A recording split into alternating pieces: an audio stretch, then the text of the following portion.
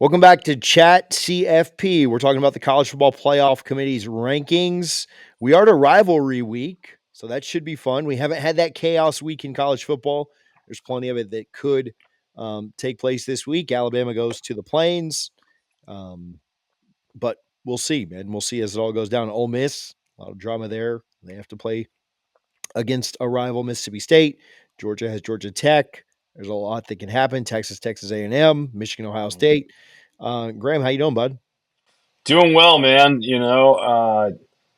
It's kind of crazy and honestly somewhat sad a little bit to realize that we've reached the last full weekend of the college football slate. This is the last time that I'm gonna get to bet against some of these teams that quit a month ago, and it's gonna be the last time that we see a lot of teams this year.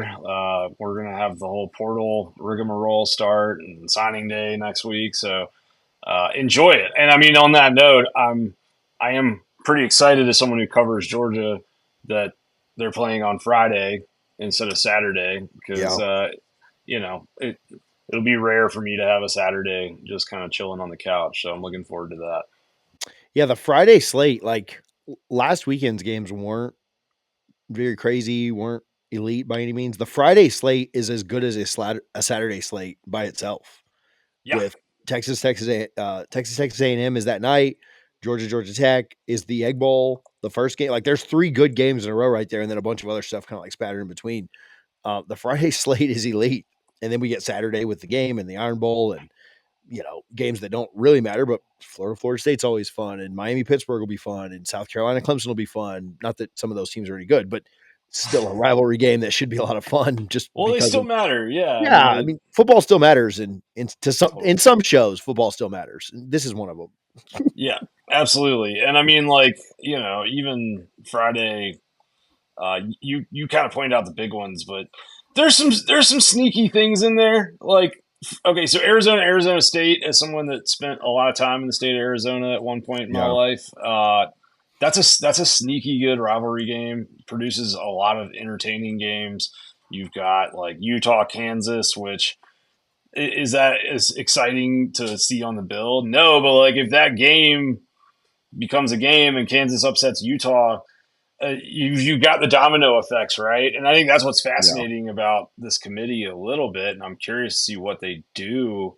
Uh, how much do some of these games like how many degrees of separation are there in the resumes of these teams, right? Like if Utah, finishes the year giving up 470 yards at Kansas State last week and then went down in flames on the road at Kansas, what does that do to Texas Tech? What does that do to BYU? Does it do anything?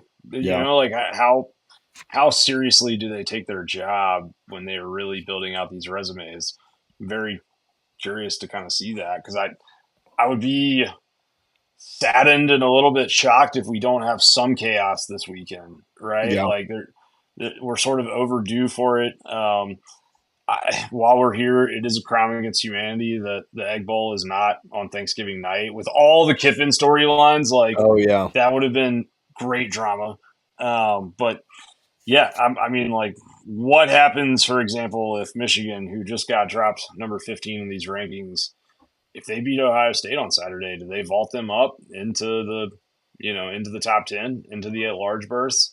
Do they go that far with it? Do they knock Alabama out of the field, even if Alabama wins the Iron Bowl? Like, because that that would be insane, Yeah. really. I think that's the bet. Yeah. So like we talked about this before, but like going on some hypotheticals. Yeah, we'll talk about the hypothetical of like, okay, well, what about Bama in a minute? But let's say Bama maintains the course. They win as a favorite in Jordan Hare, right? Which they should, even with all the Hmm. spookiness, like they should go win. And Michigan is not supposed to beat Ohio State, but they weren't supposed to win the last couple either. So there you Right. go, right? Like that feels like the game where you could maybe have the highest chance. Although Texas A&M, I don't know how much consequence there is for that one. I think Texas is too far back at this point. They would need too much, and nothing's really going to happen to A&M there, um, yeah, outside of maybe missing a trip to, you know, Atlanta. But which would be a big deal for them actually It because they've never it played in that is, game. but at the same time, you saw teams that, got that extra week of rest. I think from a program perspective, yes, I think in some ways that might not be the worst thing, for them. Um, but I don't, I definitely see why it would be a big deal if you're them. Maybe it's less of a deal if you've been there a million times and won it and you're just really trying to win a national championship. But I Right. Alabama beats Auburn, Michigan beats Ohio State. I feel like I personally think the committee is going to bump them into the field at that point. They'd be a 10-2 team with a loss to Oklahoma early in the season and Mm-hmm. a loss to USC, who I know USC is not ranked right now, but USC hasn't had, well, the Illinois game was a little was USC also like beat them pretty, handily, convincingly. yeah. Yeah. Wasn't incredibly impressive or wasn't incredibly um competitive, especially late in the game. Like I think they're going to move them into the field though. Like I think a win over the number 1 team from 15, you're talking about jumping them 5 spots. I mean, what did Oklahoma jump when they beat Bama, who was number 4? Oklahoma jumped 4 spots. I Uh, yeah. I could see them moving them up 5 spots. I don't Well, know if I could see them moving them up 6 to there, but like Oklahoma, I mean, if you're just looking at like what the committee has done with like top 3, top 5 type wins, I think beating the number 1 team in the country, everyone's pick right now to win the national championship, where Vegas is heavy favorite. sure. It wouldn't surprise me at all if they jumped them up 5 spots. I think they want to get a 4th Big Ten team in there. Whether that's Oh, right or wrong, I think you're right about that for sure. Yeah, yeah. I totally agree with that. I guess my question though is like if we look at let's say Michigan beats Ohio State. Obviously there's a lot of hypotheticals of what how's the game play out? Was there an injury or that kind of stuff? But let's just say they beat Ohio State in a similar fashion to how they beat them last year. Um, the fascinating thing for me is we've been stuck in this narrative for a long time as a sport and really the media at large has been that like Ohio State is kind of on this level and everyone else is stacked under and behind them. I am not so sure about that. Like yeah, I just and I'm not saying that it might be 100% true. They may roll through the playoffs, but like their best win at this point is Texas, who's down at number 16, and we will get to see them in a Big Ten title game, and that will tell us a lot. But still, like, I'm just kind of curious. You know, what if you jump Michigan up into the top 10, and then Ohio State goes and gets beat by Indiana, right? Like, do you get what I'm saying a little bit? Doesn't yeah, that like devalue? So I'm just curious how they're going to play this whole thing because there are a lot of scenarios on the table that are like that, and I I don't know. Ohio State, like I think they're really good, but again, like they haven't played really much of anyone that could challenge them since Texas in Week 1, and that yeah, was first start for Saiyan. So he's gotten better since then, but they I can't ignore that they had 206 total yards against that offense and crossed the opponent's 40-yard line twice. I yeah, can't. I just can't let it go. Not after seeing what I mean. Forget what Georgia did to Texas. Like look at what Arkansas did to Texas's yeah. defense, and just that alone. I know it was a different style of game, but still, Mississippi State I and Florida also did to Texas. Like this isn't yeah, like an totally. anomaly. Totally, absolutely, they did, and like I feel like that's kind of the interesting spot that we're in right now is to see um, how they're going to play this, and like, because I don't feel like I asked a question tonight after hearing them cite a lot of cumulative statistics on last week's call. I asked like for Oregon when you're considering their resume, does the 750 yards they they put up against Rutgers is that weighed equally to the 267 yards that they put up against Indiana at home the week before? Like, or are you guys putting more weight on what these teams do against other good teams? And they say that they're putting more weight on what teams do against other good teams, but that really spits in the face of some of these like these narratives that we get week after week of, hey, we ranked this team here because their losses were better than Right. team B, instead of talking about, well, what about the wins, So I I just kind of feel like the way this committee's managed things, and the switch of leadership in the middle of this process, and the number of teams that are kind of tightly packed between like spot what 8 with Oklahoma at 2 losses, and then all the way down to 15 at Michigan with 2 losses. There's going to be some controversy, and some people are going to be really pissed at the end of this. So some other hypotheticals is, I mean, we'll talk with Alabama. It still mystifies me a little bit that Bama, um, I guess they do have the bad loss, but just the fact that, again, and we talk about that with Notre Dame and Miami, it stumps me a little bit that Bama is behind. Um, Now Bama completely controls their own path. If they win their next two Sure. games, they're in, right? So I'll say that. And yes, seeding and rankings matter. We'll talk about what happens if they win the SEC, lose the SEC, whatever. But it stuns me a little bit that they're ranked behind Notre Dame at this point. Still, I mean, I get it. Bama went on an insane stretch of having to play, like, what was their stretch? Georgia, Georgia, Missouri, Missouri, who was ranked. they They played played Tennessee, who was ranked. They played Vandy, who was ranked. They played Oklahoma. Finally, or they played LSU, they still very played talented, five not a ranked straight team. And five then straight ranked Oklahoma, teams. and they play like 6 good teams in a row, 5 of them Yeah. ranked, and they drop one of those and fall behind Notre Dame. And, yeah, I'll agree. Notre Dame's 2 losses are better than Alabama's 2 losses, I guess. Um, Alabama's wins are They've maybe got 3 or 4 wins, that are, maybe like, even better more than than anybody's that, in the country. that are better. Well, certainly better than Notre Dame's. I mean, Notre Dame's best win Yeah, was what? Beating Pitt? that's the only ranked team they have right now. Yeah, on their Right, which schedule. they very conveniently moved Pitt into the field this week at 22. Which, hey, I get it. That makes sense. They just beat Georgia Tech, but like it is, the timing of it is convenient. I can't, like it's convenient with this whole Notre Dame discussion going on.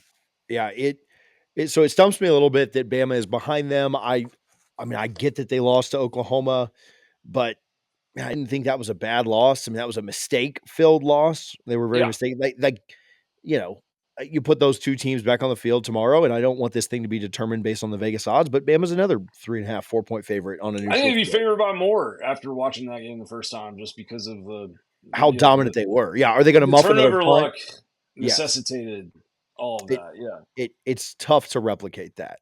Um, so Bama loses the Iron Bowl. I don't see any way that they leave them in at this point. I think no. it's too close. There, I don't see a path Which in that situation. honestly, I do find on some level, I mean, forget the 12-team field. Think about how many years we watched. I mean, I watched Bama lose to Auburn in 2017, not play for an SEC championship, and get into the playoff, the 14 playoff, and win a national title, right? Like, we saw Bama have multiple years under Saban where they were in the playoff and played for a national title despite not winning their own division. And Yeah. so I do think there's some merit here to, hey, like, you guys got to earn it this time. And you have no one to, the only person to fault for that is yourselves. Like, and I'm happy to see that, because I complained about that for a long time, but like I also really struggle with this Notre Dame thing, man. I cannot wrap my head around why Notre Dame is sitting there between Oklahoma and Alabama. I can't wrap my head around how Notre Dame and Miami's head-to-head win just doesn't matter. It is truly one of those things where every time they get asked about it, at least tonight, the answer was, "Well, this committee watches the games." It's Yeah. like, well, great, man. Like, if you play, you know, like it's the same as some of the stuff with like the Jeremiah Love Heisman thing. It's like, well, guess what, guys? Like, he's played 3 teams with a rushing defense in the top 55 of the FBS. Okay, like I, I don't know. Maybe you should be winning the Heisman. That's not what I'm here to talk about. But I just mean like you put Notre Dame under the microscope against Miami, against Texas A&M, and we saw what they looked like. And we're just, I feel like this just sends the message, and it's not just Notre Dame. Ohio State's schedule came out this way. Uh, Indiana's schedule to a lesser extent came out this way, but it was like this last year where it's like if you're a power conference team or Notre Dame and you just you can get to 10-2 in the regular season, if your brand is big enough, then we're going to put you in this thing. As long For as you're sure. not a Big 12 team or an ACC team, depending on the circumstances. Like if you're from the SEC or Big 10 or you're Notre Dame and you can get to 10-2, you're in the field. And I think Yeah. that's bullshit, to be frank. Like I think that what uh, I think that what Texas A&M has done at 11-0, like good for them, but they I mean, you compare their schedule to Alabama's schedule, right? Both, like especially in conference, and it's like, well, yeah. I mean, are we sure that there's a huge separation between these teams? Because I'm not. Yeah. So I just think that the biggest problem in all this is really it's these unbalanced schedules. It's the sizes of these leagues, and we're getting to a spot where some of these teams, even some of the best teams in the country, like Ohio State and Texas A&M, it's a Big Ten problem and an SEC problem. For the record, both leagues are at fault here. They are going through these schedules, and they're not really facing good teams in conference that we can get solid reads on them by. Yeah. Yeah. I mean, you look at, I mean, yeah, I mean, we've gone down this road before, but yeah, we've talked about that. Like who has been, and I don't want to take anything away from, A&M's win against Notre Dame, which was impressive to go on the road in South Bend and do that. But you look at their conference schedule and you look at Georgia and Alabama's conference schedule. And again, Bama's in a little bit different category because they did have the bad out of conference loss early in the year. I get that. It's not me ragging on Bama at all for that loss, but in conference, You can rag on them. It was a bad yeah, it's loss. maybe that is the one thing I can celebrate is what happened on August 30th this year. But Yeah, in conference, I mean, nobody in this world can convince me that Bama and Alabama have not been more impressive than Texas A&M in SEC play. They yeah, just ultimately had to play each other. And they're like someone had to get assigned a loss because the two played each other head to head. If the two right. didn't play each other head to head, they'd both be sitting there, one with no, yeah, they'd both be sitting there undefeated in the conference, right? And so well, no, Alabama did lose to Oklahoma too. I'll take But that back. still, I get your But point. you Yeah. you get the idea. Um and so yeah, it's not just I mean the SEC is objectively tougher, like we don't have to go down that road. But yeah, there's a problem even within the conference that A&M does not have nearly the type of schedule that even a Bama or a Georgia or but Oklahoma's had a tougher schedule. I mean, Florida certainly had a tougher schedule. Tennessee has a tougher schedule. Like, yeah, a lot of these teams that are ranked, Vandy had a tougher schedule than A&M. Now I get it. They play Texas this weekend. I don't know that that's the one you're going to beat your chest over. Like, oh man, see, our schedule really was tough because you had to play one team that's above 500 now. But I do think that Yeah. that's the size of the leagues. I mean, you're spot on there, and that's not a new problem. We knew about that well before these rankings dropped, but it is evident every week the rankings come out. Well, I mean, I think this week, I think it just magnifies though. Like, uh, they are ranking these teams by the loss column, right? Yeah, And so, if you look at the results that happened around the country and to some of these teams that were on schedules of teams in the top 10, then it could shift their resume. But at the end of the day, like nobody lost a game in the top 14 this weekend. And so, with the exception of Utah getting bumped one spot down because they got taken to the wire by 5-5 Kansas State and gave up 471 yards on the ground, you're you're in the same spot, right? yeah, You're in the exact same spot. And like until we get to a spot where they're going to take this a little more like objectively and we're going to actually sit down and say who do we think is the better team, not just who are we going to group amongst the two lost teams as the top team, and then who are we going to group amongst the one lost teams as the top team, but actually start crossing the barriers a little bit more within the SEC and Big Ten and other leagues of saying like, hey, you know what? Oklahoma sitting there at 9-2. Guess what? You know, you played a murderer's row of a schedule this year. You've gone on the road. You've gone, all over the place. Like you've done the damn thing, and so we are going to reward you by, we're like deferring to that Yeah. and saying, hey, like these guys have played, I think 7 games against the top 30 of Sagarin, maybe 8 now after this weekend. So like, I just that I struggle with. I will get right back to the video, but first, let me give some love to our friends over at Sleeper. We've told you all season you need to be on the Sleeper app, whether you're checking scores, whether you're playing the more or less game to make some money with us on the Power 2 on Wednesdays.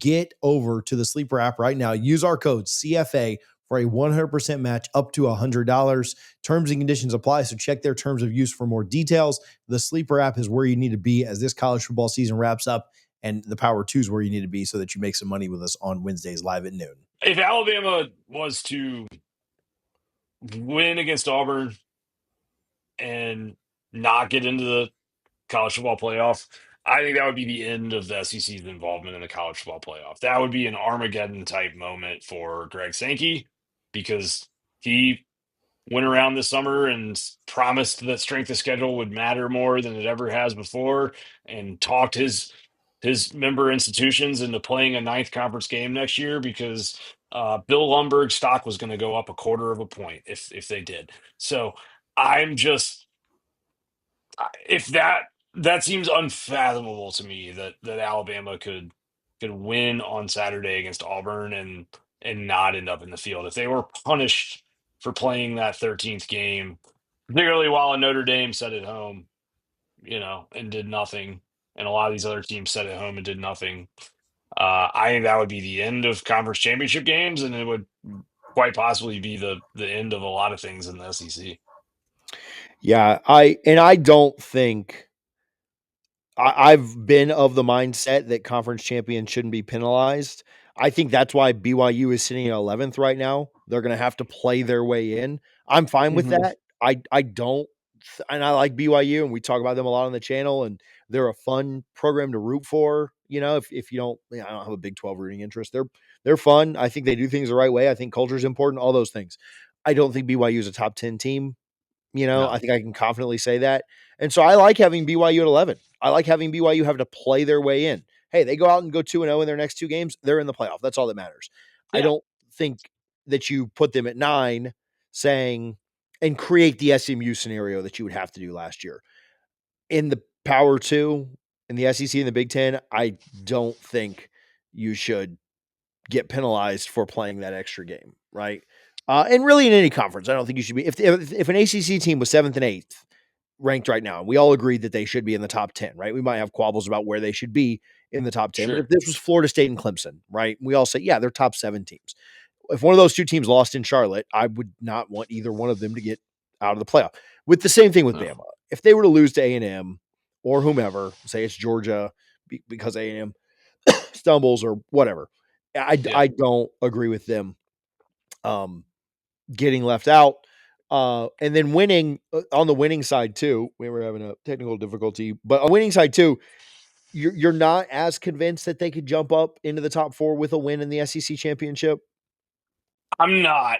I mean, I'm not saying it feels impossible or anything like that to me because it's certainly possible. I think there's a lot of factors. It's dependent on a lot of other things and how they would go down. But uh, I just still think, you know, I don't know if they're going to knock A&M out of the top 4 when they're taking their first L of the Right. season, right? So, I mean, like last year they knocked Texas out of the top 4 and they moved Georgia into the top 4.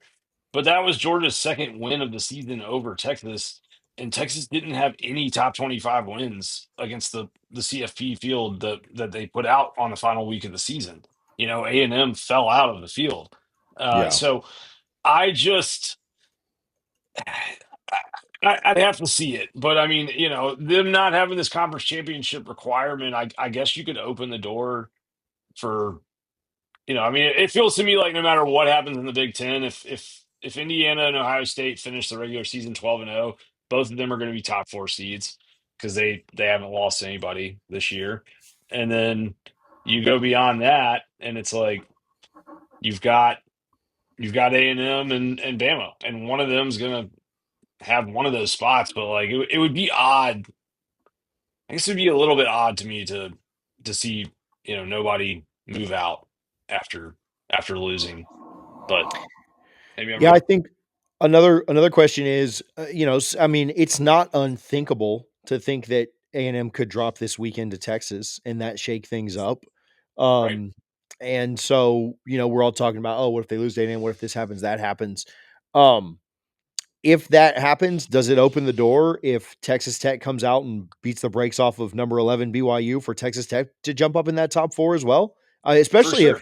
if at that point I mean, you could have that scenario almost be a default. If Texas beats Texas A&M, and in that scenario, it would be Georgia and Bama in the SEC championship. Is that right? Hmm. The more Yeah. things change, Yeah. the more they stay the That's right. same. Right. And then if Georgia wins that game, Bama Georgia's doesn't. definitely top four at that point. Yeah. Correct, yeah, and you could see Texas Tech jump up. I also wonder how much Championship Saturday could change things if Georgia goes into Championship Saturday at number 4, and let's say A&M wins that game to Hmm. stay in certainly they'd stay in the top 4 at that spot. Could Texas Tech jump Georgia with another win against the number 11 team in the country? I Yeah. don't know that I think that Texas Tech is the, number 4 team in the country at that point, but would that be enough of a resume boost where the committee would look at it and say, "Man, yeah, they just beat a top 11 team based on our rankings. They'd probably drop down to 15 or so at that point, but they just beat a top 15 team again for the second time, and so we're going to jump them up." I mean, I don't really I know they prioritize conference championships. I don't know if that's been asked about at all. I know we're not to that week yet, but I mean, I can certainly see that scenario where they jump them up to 4 because of that game. Yeah. I wouldn't have any qualms with it either way. Truthfully, like I'd be fine with them getting jumped up there, and I'd be fine if if they felt like, hey, it would depend on what happened around them, right? Because like I think Texas Tech, if they win out, as much as I think the Big 12 is a sham on many levels, like the way they've treated the Big 12 to this point, I would be surprised if Texas Tech was to win out, win a conference title game, especially if they won that conference title game convincingly and not get into the top four. Yeah. That would be a little bit stunning to me. And I mean, it is really interesting to think a little bit about like, I'm not sure all the ACC scenarios, but if you got Tulane in the top 25 this week. Um, I know Duke is still eligible for the ACC title. Like if Duke won the ACC title, I don't think they're getting into the playoff field, and so you could end up with no ACC teams. But like, I guess I'm curious with all this complaining that I've done about Notre Dame and that a lot of people have done about the Notre Dame Miami thing. Like, have they kind of kept Notre Dame where they are so that if someone comes out of nowhere and wins a conference title or Michigan comes out of nowhere and beats Ohio State that like Notre Dame is still kind of in range for a bid when Yeah. selection Saturday. That's the dangerous thing for some of these teams. I mean, um, you're not totally safe at like do we think Oklahoma's totally safe at number 8? I can't see them dropping out with the wins they have, the losses, the quality losses the committee continues to emphasize. Yeah, I think they're relatively safe at 8. I'm with you. I think I want to think that you're right about that, but I do. I mean, I do have some hesitancy on some level, a little bit of like, if I mean, really, it's Alabama who's in danger here this weekend, Yeah. truthfully, because beating Auburn. I mean, honestly, it's kind of funny in the rivalry sense that Auburn's disastrous season has made beating them so insignificant that like it could really hurt Alabama in a way. Like Yeah. if Michigan goes out this weekend and wins, like they're in danger of jumping up. If Miami finds its way into the ACC title game and wins, they're gonna jump in, which I Yeah. know right now Bama would still get a bid that way, but like it's just it's a slippery slope, man. It is, and um, I'm very curious to see how it plays out. Last last thing, and then we'll try and roll through this. They mentioned the lane situation. Um, right Yeah, now they're sitting at what, seventh, eighth? They're currently at seventh. yeah, Um, they've got the head to head Oklahoma over Oklahoma. If they were to lose, so I don't think they would get dropped out. But if they were to lose to Mississippi State, I think they'd still be in at that point. But then if they lost Lane as well, could like you kind of get docked four spots for losing to Mississippi State, and then if you get docked one or two more for like I think that becomes a tricky situation. If they keep Lane and lose, then probably they still make it.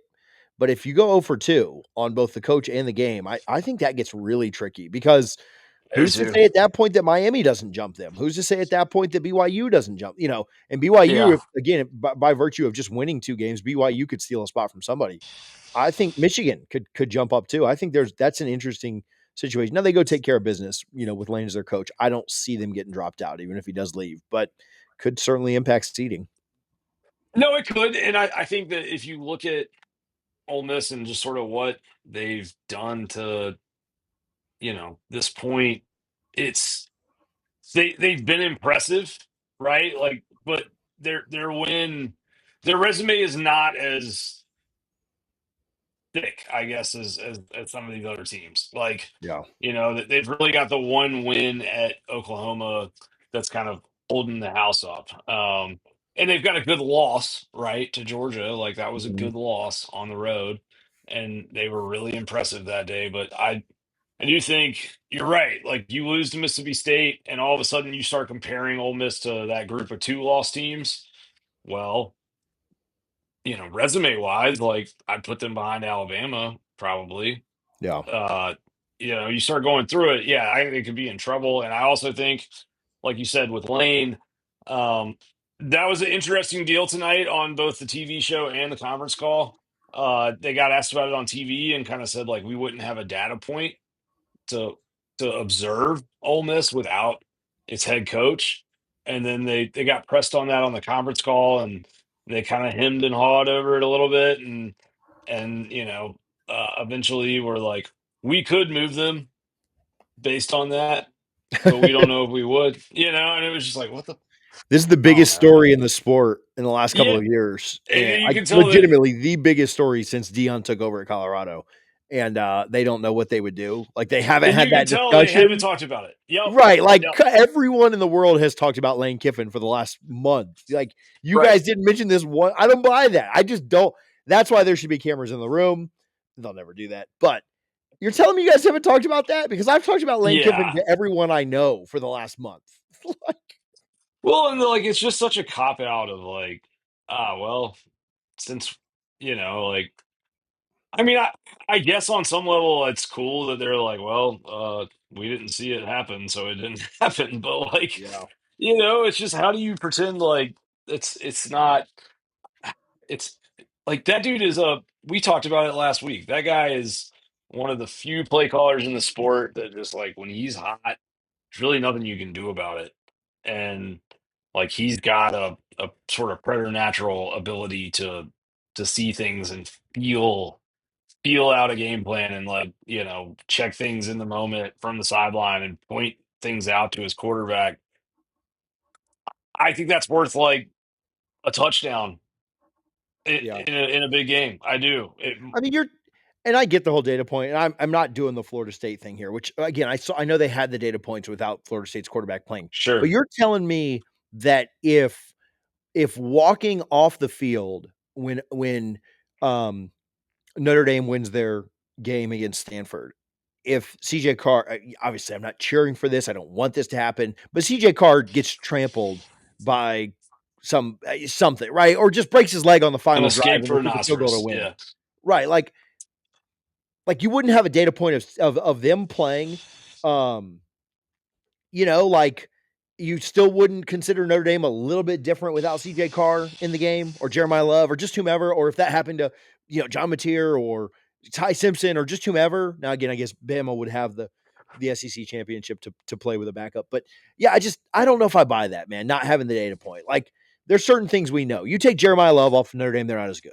You take John Mateer off Oklahoma, they're not as good, right? Like Sure. come on, man. Yeah. Like some things we just know. And I get that cop out, but and I'm not saying that they deserve to be dropped. I don't think it would be right, but like that's just such a cop out BS answer. Well, it is. And I mean, the problem too is just that, like, when it comes down to it, they're going to do, I mean, like, that answer is going to change 5 times between now and the final ranking, right? Like, depending on whether it suits what they've got going on and how the polls are kind of organized. So I'm very much in a wait and see mode with these people every week because it changes every week, man. It does. Like it changes and they cite different things every week. And uh, the reality of it is if if they need to move Ole Miss down for some reason, then that Kiffin thing may become a convenient excuse to do so. Yeah. I think which is so dumb because we're getting into this land of like the results on the field are mattering less than they ever have, right? Yeah, Like, right. like I I love all the Lane Kiffin drama. It would be the most asinine. Like to me, it would be just as bad, if not worse, than what they did to FSU. Like Oh, it penalizing the would be kids, bad, dude. Yeah. because a coach decided to leave after all of the games had been played. Like I can, as a guy who is wearing an FSU hat and shirt and pullover, right? Like I can at least wrap my head around, yeah, Florida State wasn't very good without Jordan Travis. Like, I get it, man. But to penalize a team because their coach left, man, I think They that would gets to a never live it dangerous down. They would never that's live a it down. dangerous part of this sport, man. It is. It is. And I mean, so is, oh man, like, you know, it's what's dangerous is if you really want to get honest about it, like, if for some reason, let's just hypothetically imagine some confluence of events occurs around them and to them to where Lane Kiffin leaves and Ole Miss and Notre Dame are the last two teams in line for a possible at-large berth in the field. Mhm. Can't put both of them in. One of them can only be in. You and I both know what they're doing, Oh, yeah, right? without a Like, doubt. yeah, which is crazy because Notre Dame is actually not not that watched on television, at least not this season. I mean, Florida State is the number 9 most watched football program in America, college football program in America this year, and they are what's the record? 5-5. 5-6. They're they're 5-6. Yeah. So I mean, with all of that, like I actually don't think Notre Dame is as important to drawing eyeballs as it was, in the the 70s and 80s when we lived in a very When there Catholic was only world in many ways. when they were the only team on TV. Yeah, exactly. Yeah, yeah, totally. Yeah. When Rudy was, charting at the box office in the early 90s and all that. Right. But they still get treated that way. Sure. And I mean, I look at this thing, since we're talking about it, like my last thought on Notre Dame is just, you look at their schedule, man, and it's not aggressive at all. I mean, it was aggressive in week 1 and week 2. Okay, they played some good teams. I'm not saying Texas A&M and Miami, like they went and challenged themselves out of conference. Kudos to them for that. But if you're sitting here telling me that wins against Purdue, Arkansas, Boise State, NC State, USC, Boston College, Navy, Pittsburgh, and Syracuse warrants week after week of the committee saying, wow, this team's improved so much that they're beyond the pale of comparing to Miami. I'm not buying that, dude. That's an insane stance to take on anybody. Like, I don't care who it is. And if they get into the playoff like this, which it seems like they almost certainly will, then I think it's a problem for every other league. I think it's a problem for the ACC. It's a problem for the BYU's and Utahs of the world. It's a problem for the SEC teams that are at 2 losses and getting shoved behind Notre Dame. I mean, Vanderbilt being 5 spots behind Notre Dame. In what world, man? In Yeah, what world do they have a worse brand. resume? So, yeah, I'm I'm not a fan of it, and I think it's probably going to come back to bite the short term maneuvering that they've done the last couple of years to try and get the brands and teams that they want into this thing is going to come back to bite them when it's time to actually like negotiate this thing and figure out the format for the long term. Yeah. Graham, we will talk about this next week, and then we'll talk about it again after Selection Sunday. But where can people follow you? I know you tweet through a lot of this stuff. I know you're on the teleconference. Where can people get your info? Yeah, steady tweeting through it. Sunshine and rainstorms. Yes, you can find me on twitter.com at Graham, Graham Coffee, CoffeeYDC. And the rest of my work appears on dogcentral.com if you want in-depth analysis and intel on the Georgia Bulldogs and also on other SEC teams and just kind of general observations and stuff. Come and check us out. Would love to have you visit our site. Awesome. Appreciate you, buddy. You can find me at TJ_Pittenger, but I don't talk about the playoff committee because my team isn't really relevant in it at all and hasn't been for You a couple gotta of you years. gotta So tweet through it, man. we got to Like tweet you through it. said. I've been doing Um, a lot of tweeting through it this year, Graham, as you're well aware imagine of. imagine like what it might do for you to just talk about how much you like Miami in comparison to Notre Yeah. Dame. Yeah. That's Twitter's the one place I don't do that. I just reserve that for YouTube only. So, dude, I appreciate you Smart. hanging out, fighting through the storms up here. We're actually in the same neck of the woods now, but Yeah, appreciate you for hanging out, and I'll see you again next week, bud. absolutely. Thanks for your patience.